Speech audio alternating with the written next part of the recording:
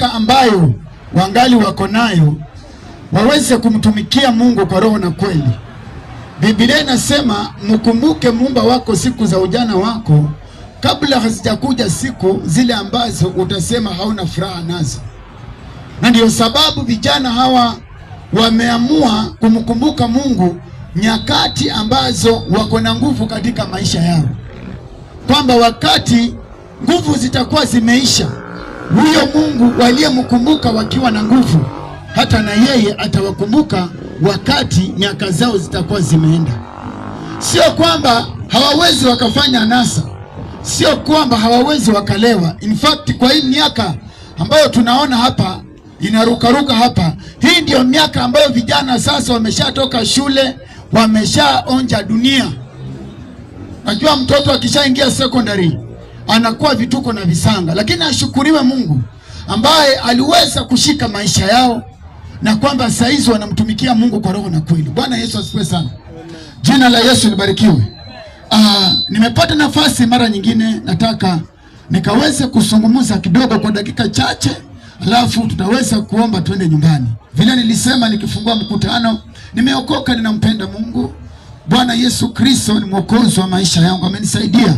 Nimekuwa katika maeneo haya. Kama unashangaa huyu ni nani, ikiwa kabisa kidogo miaka ya hapa nyuma umekuwa ukiona mchungaji ambaye alikuwa anahubiri hapa Total. Nilihubiri hapa Total mpaka nikabandikwa pasta mwenye aitishangi sadaka.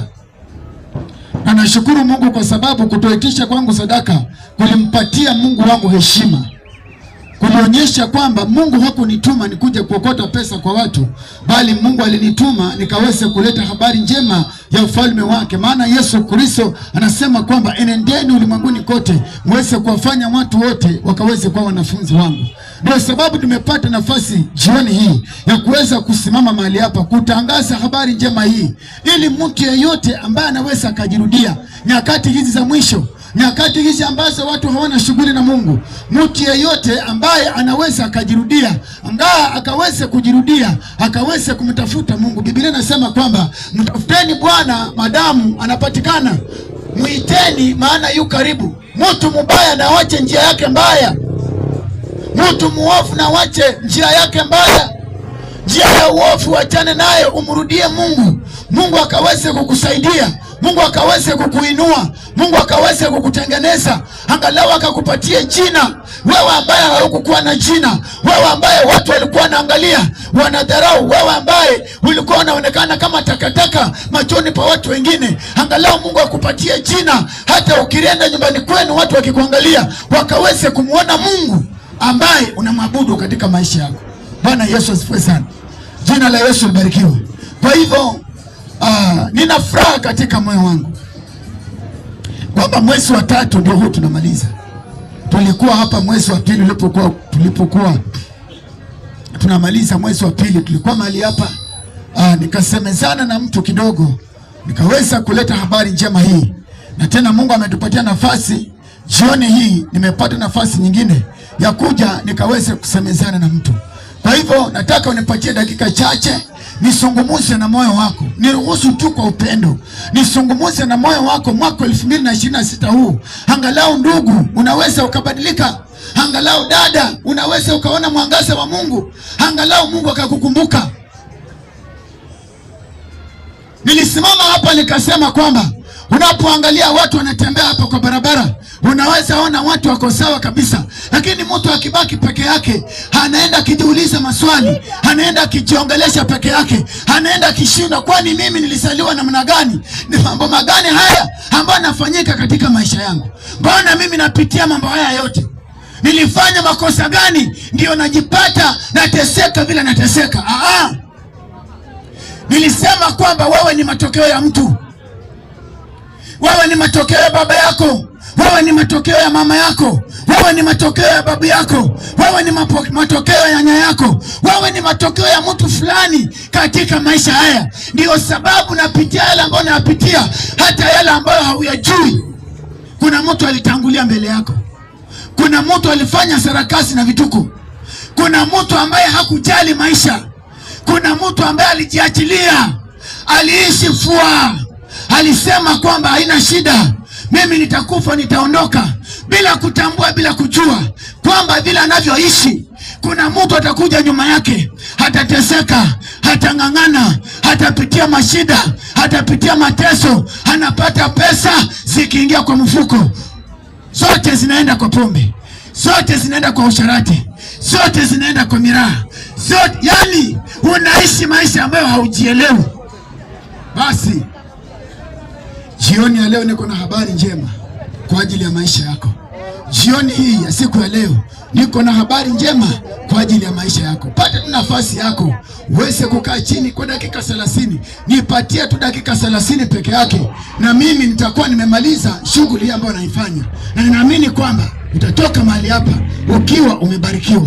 Sababu ya sisi kusimama mahali hapa ni kwamba tuweze kubariki moyo wako, ni kwamba ukaweze kubarikiwa, ni kwamba angalau maisha yako yakaweze kuwa sawa, ni kwamba angalau hata wewe ukaweze kujirudia. Unapojiangalia katikati ya watu wengine uweze kuonekana kama mtu. Hakuna mtu uliyekosea, hakuna mambo uliyofanya mabaya. Ni kwa sababu tu haujakata kauli katika moyo wako, ni kwa sababu tu haujafanya uamuzi. Maandiko yanasema kwamba mpumbavu amesema hakuna Mungu. Wameharibu matendo yao na kufanya chukizo. Hakuna atendaye mema hata moja. Lakini toka juu mbinguni Mungu aliwachungulia wanadamu. Katika maeneo haya Dandora, katika maeneo haya magorofani, hapa Total, hapa Sakina, katika junction hii, Mungu anachungulia mtu aone ikiwa kuna mtu ambaye hakuna akili amtafutaye Mungu ili Mungu aingie katika maisha yake. Na hakuna jambo linalomfurahisha Mungu kama mwanadamu akitengeneza moyo wake akaweza kumkaribisha Mungu. Kama mwanadamu akifungua moyo wake, Biblia inasema unaposoma katika Ufunuo wa Yohana, tazama nasimama mlangoni nabisha, yeyote aliye tayari kufungua mlango wake nitaingia niweze kukaa na yeye. Hilo ndilo jambo ambalo Mungu anataka katika maisha ya mwanadamu. Na ndio sababu anasema kwamba kwa maana jinsi hii Mungu aliupenda ulimwengu hata akamtoa mwana wake wa pekee, ili mtu yoyote anayemwamini asije akapotea, bali akuwe na uzima wa milele. Bwana Yesu asifiwe. Jina la Yesu libarikiwe sana. Haleluya.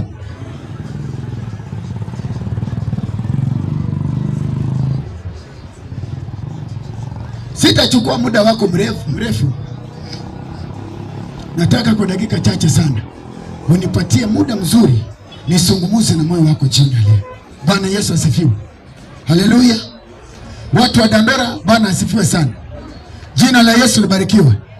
Nataka tu nipatie muda mzuri niweze kusungumuza na moyo wako kwa dakika chache, na mimi naamini kwamba utaweza kubarikiwa. Unapoona vijana hawa wanarukaruka mahali hapa, unaweza fikiria kwamba wamepagawa. Yes, wamepagawa. Wamekunywa Roho Mtakatifu wa Mungu. Hawana haya.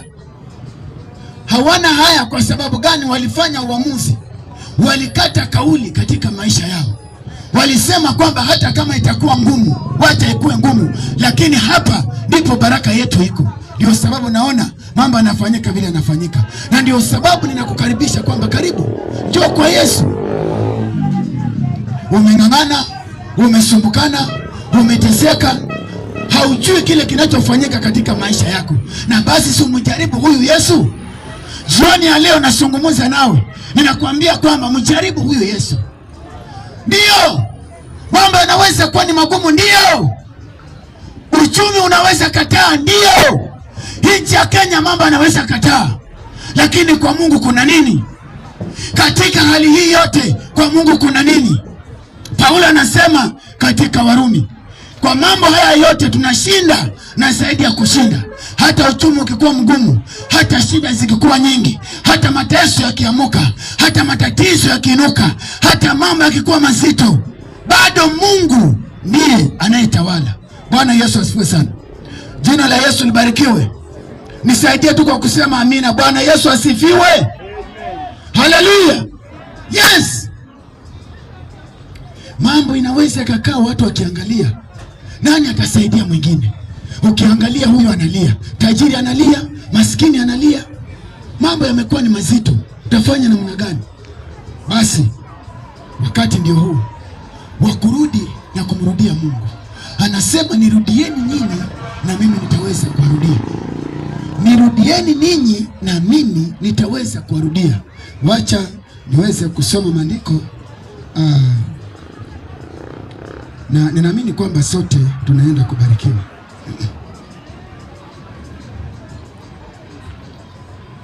Mwenye yuko na Biblia aweze kunisomea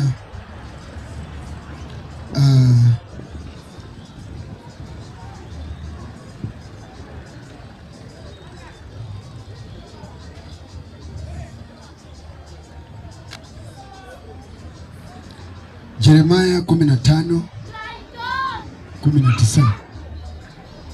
Msomaji wangu sijui kama leo yuko ama ameshikwa na kazi. Yeremia, kama uko na Biblia Kiswahili ama Kizungu, soma Yeremia 15:19.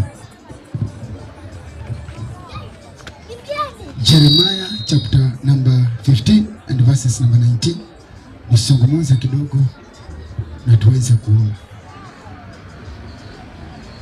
Okay. Biblia inasema, kwa sababu hiyo Bwana asema hivi, ukirudi ndipo mimi nitakapo kurejesha, upate kusimama mbele zangu, nawe ukitoa kilicho cha dhamani katika kilicho kibovu, utakuwa kama kinywa changu, nao watakurudia wewe, bali hutawarudia wao. Nami nitakufanya kuwa kama ukuta wa boma la shaba juu ya watu hawa, nao watapigana nawe, lakini hawatakushinda, maana mimi nipo pamoja nawe ili nikuokoe na kukuponya, asema Bwana. Nami nitakuokoa na mkono wa watu wabaya, nami nitakukomboa katika mkono wa wenye kutisha. Tuamini tuombe. Mungu muweza wa yote, Ebeneza, simba wa kabila la Yuda, moto lao jioni iliyo njema Baba, ambayo umedhihirisha wema wako na nguvu zako katika maisha yetu. Mungu mtakatifu, nataka kusungumuza na wajoli wako neno lako Baba kwa dakika chache zilizo mbele yetu. Ninakuomba kupitia kwa neno hili Baba, uweze kusungumuza na mioyo yetu, uweze kutusaidia, uweze kututia nguvu, uweze kututia maarifa, uweze kutusimamisha. Mungu mtakatifu, tumejenga Baba katika sehemu hii madhabahu yako, vile tumeyajenga madhabahu yako mahali hapa. Ombi langu ni kwamba Baba ukaweze kujidhihirisha juu ya madhabahu haya. Gusa huo moyo Mungu mtakatifu. Katika maeneo haya vijana wachanga wanateseka kupitia kwa ulevi, wanateseka kupitia kwa wizi, wanateseka kupitia kwa usharati, wanateseka kupitia kwa mambo yote mabaya ambayo yamewakumba. Lakini Mungu mkuu, kupitia kwa neno lako Ebeneza, ninakuomba kwamba Baba ukajidhihirishe, ukajitukuze, ukaonyeshe kuwa wako Baba katika madhabahu haya, nalo jina lako litatukuka. Nikikataa nguvu zote za giza zinazoweza kuleta confusion katika jina la Yesu Kristo zikapate kushindwa. Ujidhihirishe kwa kuwa Baba wewe ni Mungu na sifa zote zitarudi kwako, maana wewe ni Mungu unayeweza yote. Jehova nisi, mahubiri haya ni yako, neno hili ni lako ambalo tunalisoma. Mungu mkuu, kupitia kwa neno hili Baba, gusa moyo huo. Kupitia kwa neno hili gusa kidonda hicho ndani ya moyo. Kupitia kwa neno hili Baba, gusa maisha watu wako na sifa zote sikurudie, kwa kuwa unaweza. Mungu mkuu, asante kwa kuwa wewe ndiwe Baba, asante kwa kuwa wewe ndiwe Mungu, asante kwa kuwa wewe ndiwe mweza, asante kwa kuwa ndiwe mtakatifu. Wewe ndiwe unayetawala maeneo haya Baba, yatawale kupitia kwa neno lako na sifa zote zikurudie, kwa kuwa wewe ndiwe Mungu unayeweza. Katika jina la Yesu Kristo nimeweza kuomba nikiamini. Tuseme sote amen. Amen. Bwana Yesu asifiwe. Amen. Haleluya. Maandiko yanasungumuza wazi, na ni vizuri sana kwamba maandiko haya yanatusungumuzia kwamba utakaporejea nami nitaweza kukurejesha. Bwana asifiwe sana.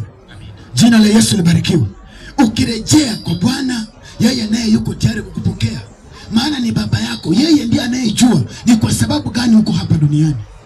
Ninajua kwamba baba na mama walikutana ndio kaweza kupatikana hapa duniani. duniani. Lakini ukweli ni kwamba mpango wa Mungu ulikuwa kwamba wewe ukue hapa duniani. Na sasa kwa sababu mpango wa Mungu ulikuwa kwamba ukue hapa duniani, anasema utakaporejea ndipo nitakapokurejesha. Uking'ang'ana, sio rahisi, lakini uking'ang'ana, ukijitolea, ukifanya bidii, ukaweza kutoa kitu kizuri ndani ya kitu kibaya, basi Biblia inasema kwamba Bwana atakufanya ukaweze kuwa kama kinywa chake. Haleluya! Bwana Yesu asifiwe. Najua watu wengi wanafikiria kwamba kukua hapa duniani tuko tu. Hapana, tuko hapa duniani kwa mpango wa Mungu. Hatuko tu kwa sababu tuko. Mungu mwenyewe anazungumza na Yeremia, anaambia Yeremia kwamba kabla haujaingia katika hilo tumbo la mama yako, ni kumaanisha kwamba ile siku baba Yeremia alilala na mama yake ndio Yeremia apatikane, Mungu alikuwa anajua, anamwambia kama haujaingia katika hilo tumbo, mimi nalikujua, nalitakaza kinywa chako. Kwa hivyo wewe, Mungu ana mpango na maisha yako. Wewe ambao unanisikiza jioni ya leo, hata kama maisha yamekupiga, hata kama shida ziliinuka kwako, hata mambo yakiwa ni mazito, wewe sio wa kwanza. Hilo nataka uweze kulijua. Hilo nataka uweze kulitambua kwamba hata ikiwa mambo ni mazito, wewe sio wa kwanza. Hata Ruto pia ni president, lakini analia. Anasema hakuna pesa. Yeye ndio president wa nchi ya Kenya. Sasa ukifikiria kwamba wewe ndio kwako mambo ni mazito, ndugu yangu, pole. Tajiri analia na maskini pia analia. Mtu aliye sawa analia na mtu aliyesiye sawa pia analia. Lakini kuna kitu ambacho Mungu anazungumza na moyo wako jioni ya leo, kwamba utakaporejea ndipo utakaporejesha maisha yako. Mungu anangojea wewe urejee. Wewe ni mwanae, uweze kurejea kwake ili akaweze kukurejesha, akakutengeneze. Unaposoma maandiko, sitaenda sana kwa maandiko, lakini tunaelewa historia hii. Kijana mpotevu ambaye alienda kwa baba yake, akaambia baba yake, nipatie mali yangu inayoangukia mkono wangu, ile mali ambayo inaangukia upande wangu nipe. Baba, unajua mzazi ni mzazi, aliangalia akaona huyu kijana ameshakuwa mtu mzima, na ikiwa anaona kwamba apewe mali yake, basi ni vizuri, wacha nimpatie. Akaweza kumpatia. Alipompatia, kijana akaenda nchi ya mbali. Alienda nchi ya mbali, akatapanya zile mali, akafanya anasa, akafanya sarakasi za maisha, akaweza kumaliza. Alipomaliza ile mali,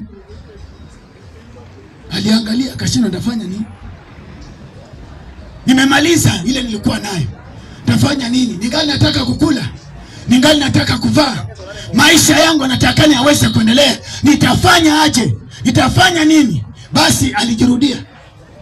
Baada ya kupata mtu akafanya kazi, akaanza kutamani. Akiona chakula cha nguruwe wanakula, anatamani. Lakini akajirudia kwa moyo wake, akasema hapana, mimi siwezi nikawa nateseka hivi na baba yangu ni tajiri. Siwezi nikawa nateseka hivi na baba yangu ako na mali. Ni wafanye kazi wangapi kwa boma ya baba yangu ambao wanakula na kusaza? Kasema hapana, nitaenda kwa baba yangu. Nitaenda niweze kunyenyekea, niomba msamaha. Nitaenda nimwambie, baba, nimekosa mbele zako na pia nimekosa mbele za Mungu. Ndiyo sababu Mungu anasema utakaporejea ataweza kukurejesha, na akikurejesha atakutengeneza. Yule mwanaume alipoona mtoto wake amerudi, alifurahia, kila kitu ikasimama. Akasema kwamba mwanangu alikuwa amekufa na amefufuka, mwanangu alikuwa amepotea na amerudi, sasa nataka akaweze kufanyiwa karamu. Hivyo ndivyo Mungu anazungumza jioni ya leo, mwaka wa 2026. Wewe ambao unakaa maeneo haya, unasikiliza habari njema hii, ndugu yangu, fanya uamuzi katika maisha yako. Mrejee Mungu, mtafute Bwana siku ambazo kuna furaha. Unaweza ukaenda kwa baa, ukaitisha Tusker 2, ukaitisha Pilsner, ukaitisha Tusker, ukaitisha Guinness, ukaitisha Allsops. Kuna kengine kanaitwa sijui ni Sinapa ama Sinupa ama namna gani. Nimefanya kazi Kenya Breweries, sinazielewa. Ukapewa, ukaonja, unaposikia aire ukaita kidosho akakaa kando na wewe, ukaitisha nyama kilo 2 ukachoma. Huu ndio wakati ambao Mungu anakuita. Huu ndio wakati ambao Baba anataka ukaweze kurejea. Unaporejea kwake, anasema atakurejesha, atakutengeneza, atakufanya uweze kuwa kinywa chake. Unapozungumza utakuwa unapresent Mungu. Unapozungumza katika kinywa chako, Mungu atakuwa anazungumza kukupitia. Hivyo ndivyo anazungumza jioni ya leo. Maana yule kijana alipojirudia, jambo la muhimu, jambo la busara ni wewe ukaweze kujirudia, ni wewe uweze kurudi, uweze kuangalia maisha ambayo ninaishi, kusema kweli ninateseka, kusema kweli ninaomboleza, kusema kweli nikipata pesa sijui zinaendanga wapi, kusema kweli maisha yamenilemea. Uweze kujirudia, useme Baba, jioni ya leo nimekata kauli, jioni ya leo nimefanya uamuzi, jioni ya leo nimekubali ndani ya moyo wangu kwamba sitaki kuendelea na maisha haya. Nataka nikaweze kukurudia, ili Mungu kaweze kunisaidia nikaweze kupata jina jipya. Yeye ni mwaminifu, atakurejesha. Bwana asifiwe sana. Jina la Yesu libarikiwe. Haleluya. Biblia inasema kwa maana jinsi hii Mungu aliupenda ulimwengu. Ulimwengu ni mimi na wewe. Mungu alikupenda, Mungu akanipenda, akamtuma Yesu Kristo. Hakumtuma Yesu Kristo kuja kukondemu ulimwengu. Hakumtuma Yesu Kristo kuja kuweza kuharibu dunia hii. Alituma Yesu Kristo akaweze kuwa daraja. Alituma Yesu Kristo aweze kuwa daraja ya mwanadamu kumfikia Mungu. Ndio sababu anasema katika Ufunuo wa Yohana, amesimama mlangoni na bisha. Mtu yeyote aliye tayari kufungua mlango wake, Yesu Kristo anaingia, anakaa na yeye, anakula na yeye. Hakuna jambo ambalo linamfurahisha Mungu kama mwanadamu kusema Baba, nimelemewa. Jehova, maisha haya yamenishinda. Mungu mkunisaidie. Hiyo peke yake ndio Mungu huwa anangoja kwa mtu yeyote ile. Una pesa, wewe ni tajiri, wewe ni maskini, wewe ni mtu wa kawaida, hiyo ndio kitu peke yake ambayo Mungu huwa anangoja katika maisha ya mwanadamu. Uweze kukubali kwamba kusema kweli nimelemewa. Uweze kukubali, useme kwamba hakika bila Mungu mimi siwezi. Uweze kusema kwamba mahali penye nimefika, wacha nikaweze kumrudia Mungu. Unapomrudia Mungu, anakurudia. Anasema niite nami nitaitika. Nitakuonyesha mambo magumu, mambo mazito, mambo ya ajabu. Tufungue kidogo maandiko, napomalizia tusome ili tuangalie Wakorintho wa kwanza mlango wa 2 kuanzia mstari wa 6. Soma. Somaji wangu leo ameenda wapi?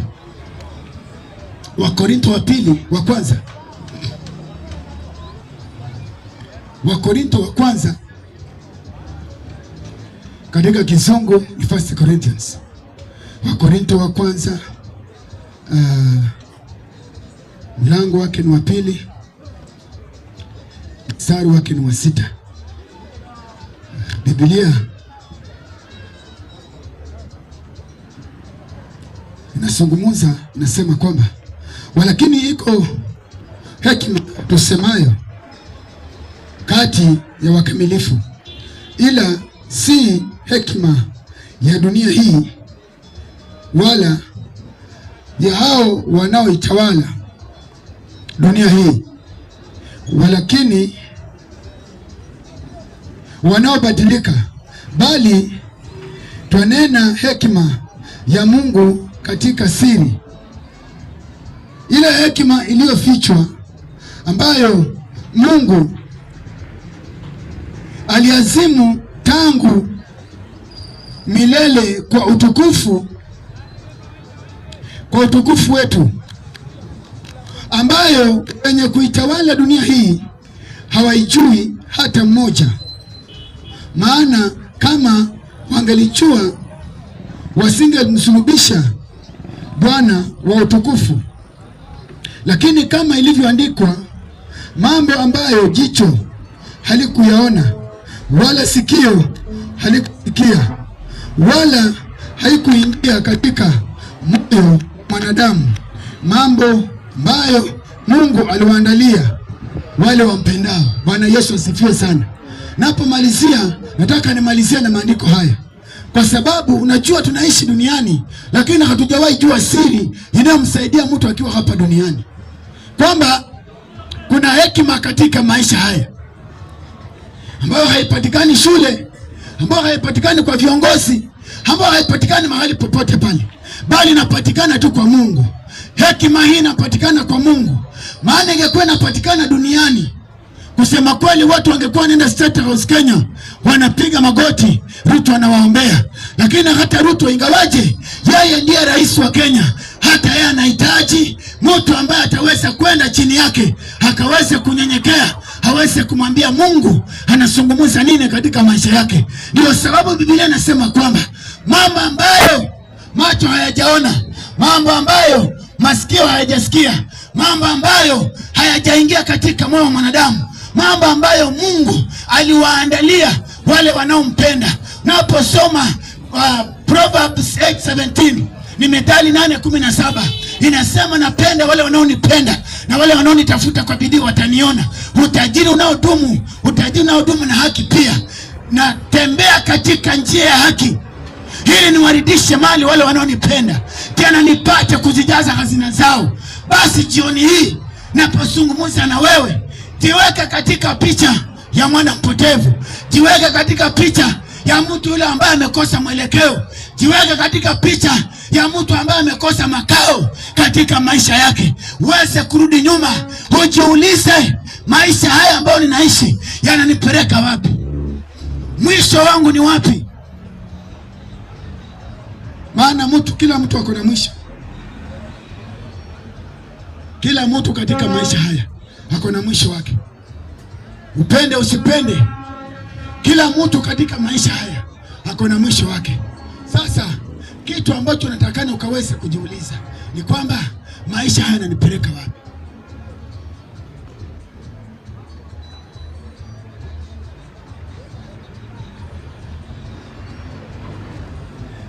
Siku moja kaa kamati na wewe mwenyewe. Jiite kidogo kamati ndugu, jiite kidogo kamati dada, ujiulize na kweli naelekea wapi? Katika maisha haya ninaenda wapi?